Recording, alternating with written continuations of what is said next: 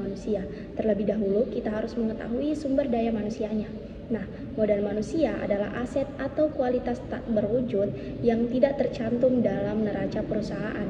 Dapat diklasifikasikan sebagai nilai ekonomi dari pengalaman dan keterampilan seorang pekerja.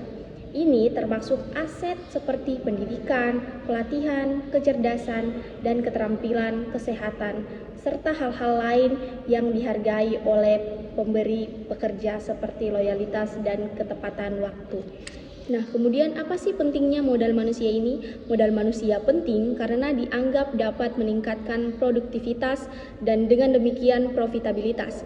Jadi, semakin banyak perusahaan berinvestasi pada karyawannya, yaitu dalam pendidikan mereka dan pelatihannya, semakin produktif pula dan menguntungkan. Kemudian, menghitung modal manusia.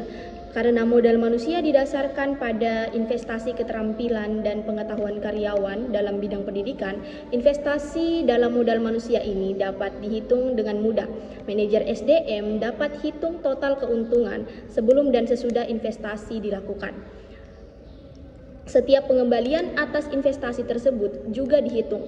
Pengembalian investasi atau ROI dalam modal manusia ini dapat dihitung dengan membagi total keuntungan perusahaan melalui investasi keseluruhannya dalam modal manusia. Misalnya, jika perusahaan X menginvestasikan 2 juta dolar ke dalam sumber daya manusianya dan memiliki total keuntungan dengan anggaran 15 juta dolar, para manajer dapat membandingkan ROI dari modal manusia mereka dari tahun ke tahun untuk melacak bagaimana keuntungan meningkat dan apakah hal ini memiliki hubungan dengan investasi modal manusia. Kemudian data modal manusia. Analisis sumber daya manusia adalah proses pengumpulan data untuk meningkatkan kinerja tenaga kerja suatu organisasi. Proses ini juga dapat berupa analitik data atau talenta analitik sumber daya manusia, atau bahkan analitik tenaga kerja. Keputusan berkualitas tinggi dan dampak besar perlu didasarkan pada informasi yang andal dan relevan, fakta yang benar. Mengumpulkan fakta yang tepat berarti melihat lebih dari sekedar apa yang orang katakan dan mempertimbangkan apa yang sebenarnya mereka lakukan. Sangat penting untuk melihat perilaku karyawan yang sebenarnya dari waktu ke waktu untuk memberikan informasi bagi pengambilan keputusan terkait sumber daya manusia. Terdapat 2 tipe dasar data karyawan, yaitu persepsi dan pengarsipan. Yang pertama, persepsi. Keunggulan data persepsi adalah kemampuannya untuk menangkap aspek yang tidak selalu terlihat melalui angka, seperti motivasi, kepuasan, loyalitas, dan sentimen emosional. Namun, karena bersifat subjektif, data ini memerlukan metode analisis yang hati-hati agar interpretasinya akurat. Pengumpulan data persepsi memungkinkan organisasi memahami kebutuhan, harapan, dan pengalaman individu sehingga strategi yang dibuat lebih relevan dan manusiawi. Kemudian pengarsipan. Berdasarkan catatan sejarah, ini termasuk riwayat karyawan, keuangan atau data operasional, dan catatan pelanggan.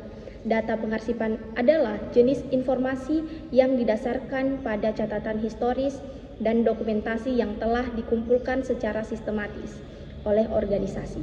Berdasarkan dengan data yang bersifat subjektif atau persepsi, data pengarsipan bersifat objektif, terdokumentasi dan dapat dijadikan acuan yang akurat dalam pengambilan keputusan. Misalnya, riwayat karyawan mencatat informasi tentang jabatan yang pernah dipegang, lama bekerja, pelatihan yang diikuti, serta prestasi atau kontribusi yang telah diberikan.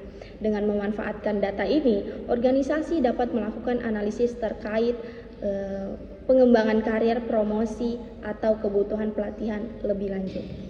Nah, itulah tadi pemaparan materi tentang data modal manusia.